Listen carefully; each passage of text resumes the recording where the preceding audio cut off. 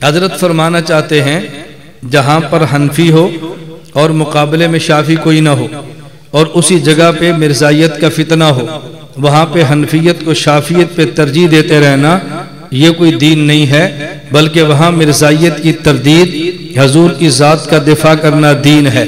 और जहाँ मैं रहता हूँ यहाँ हनफी मुकाबले में शाफी नहीं है, बल्कि जिस तरह हनफियत का मुनकर है इसी तरह वो शाफियत का भी मुनकर है। फ़र्क सिर्फ इतना है, जब उसकी बात न मानो तो वो कहता है तुम नबी की बात नहीं मानते, तुम हुजूर की बात नहीं मानते, मैं ये बात कहते तो इसको कबूल नहीं करते।